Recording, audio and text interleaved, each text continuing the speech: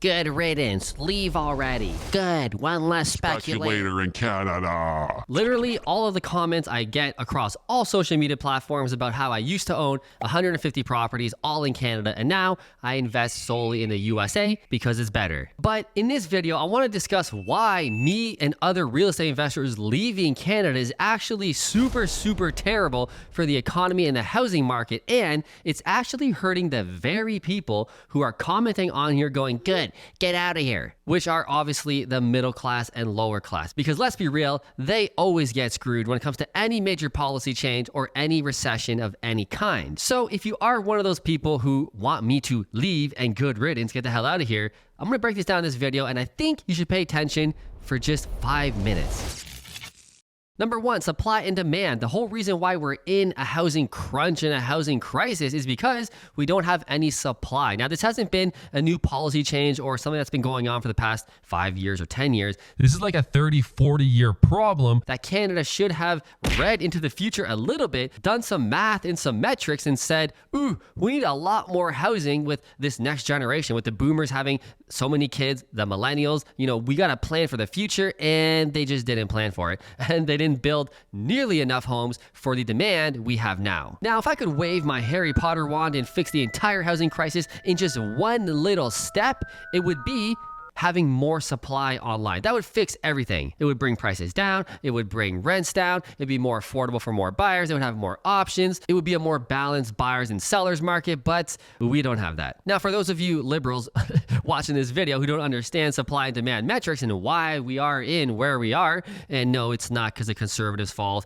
It's not because of NDP or liberals. Well, it mostly is. It's because of this one general economic factor of just supply and demand. So let me explain it. Very simple. I have a giant neighborhood and only 5 houses are for sale. They're all similar, 3 beds, 2-story, 2 bathrooms, garage, whatever. Nice house with a white picket fence. There's only 5 in this entire neighborhood, but I have 50 buyers and they all want to buy a house kind of like this and they want to live in this neighborhood on this side of town. But there's only 5 properties for sale, but there's 50 people who want it. Use your head. What's going to happen? Well, these 10 people want to put an offer on this house. These 20 people want to put an offer on this house. And the sellers are sitting there going, well, I got 10 offers. I really wanted 700,000, but this guy is going to offer me 720 because he really wants it. But when I tell that to the crowd that I'm about to accept this offer for 720, this guy puts in 730. Then this guy puts in 731. Sold. I sell the house to him for 731 grand. Now, my neighbor Dave catches wind on what's going on, says, oh my, what a time to cash out my home. I'm going to sell my house now. Now my friend Steven just sold his house for 731,000. I'm going to list my house for 760,000. Wow. And again, the 9 buyers who lost out on Steven's house are going to go, well, I want to buy your house. His house sold for 731. I'm going to offer you 735. Sounds great. That sounds pretty cool. The next guy offers 748. Oh, that sounds even better. The next guy offers 751. Sold. I sell the house to him for 751. Now the next neighbor Lucy catches on and goes, oh my God, 751. I should sell my house too. and on and on and on. This goes up and up. The comps go up and up. Real estate goes. And that's what's been going on for the past 40 years in a nutshell.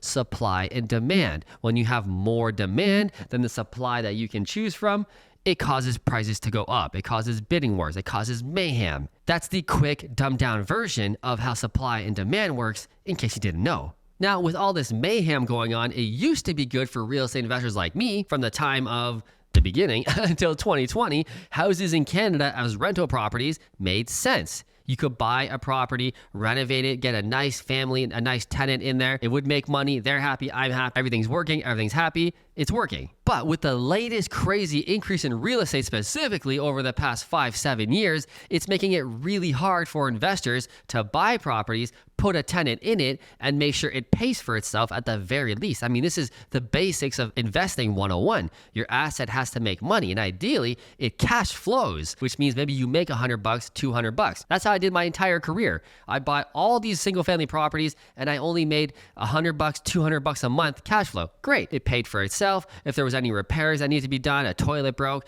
a tap broke, no problem. I've been making $200 a month for the past, 6 months until something broke. I change out the tap, tenant's happy, house is great, it's totally renovated because that's the way we did it. House is nice and smooth, everybody's happy. But in recent years, that hasn't been happening. Now, investors like me are A-type personality-minded people. I don't just stop investing. I don't just go, screw it, I can't invest in Canada anymore. Oh, well, I guess I'll just be average. No, people like me don't think that way. So we said, where else can I invest? Where does it make sense?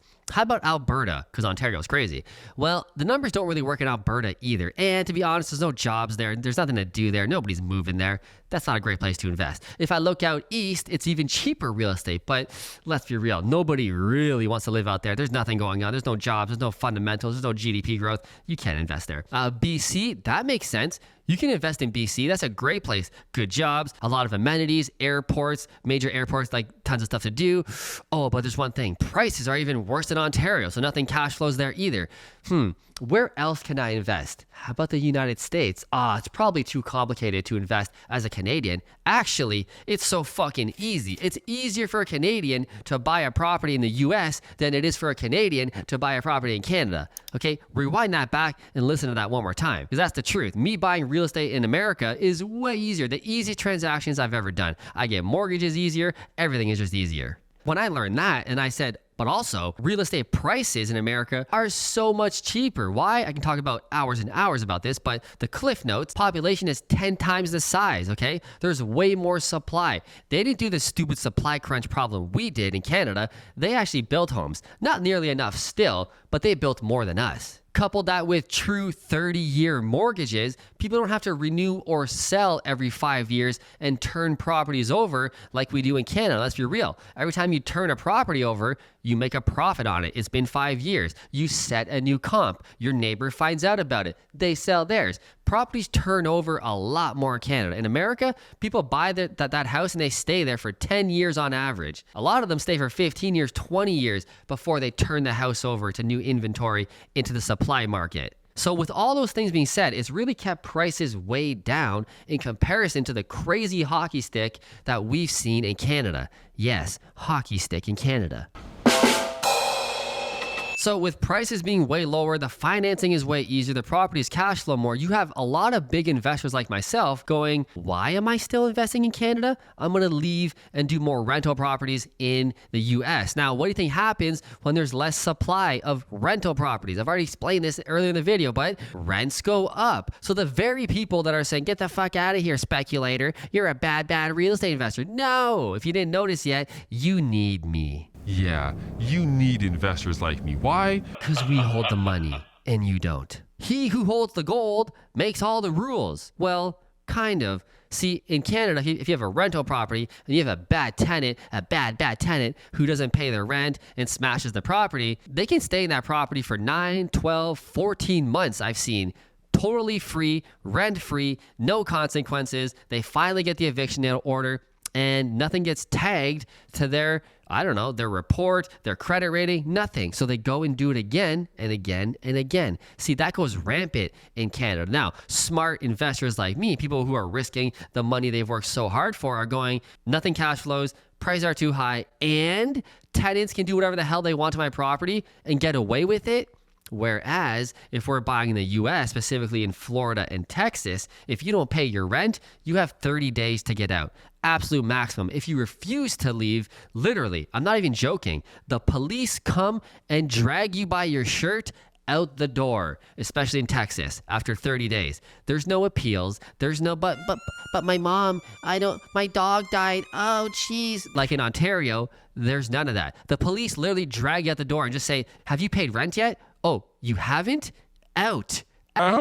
This is capitalism. That's how it works. So investors like me are salivating right now, going, I can do all of this, have my way with the property, which is the way it should be. I own this motherfucking house. And when somebody doesn't pay rent, they have to leave in 30 days. This is amazing. Now, the last and final reason why investors leaving the Canadian market are so terrible and why we're losing so many in the first place is because taxes are too high in Canada. I'm sure you can feel this yourself as a working class person. Almost all your money goes to taxes when it's all said and done. You're probably paying a 30% tax if you're in the high club like me. Welcome to the club. You're paying 53% tax, unless you're smart, which is what I talk about on this channel. Plus, you're paying the carbon tax on gas. You're paying the property taxes. You're paying the tax at the store when you buy food. Tax.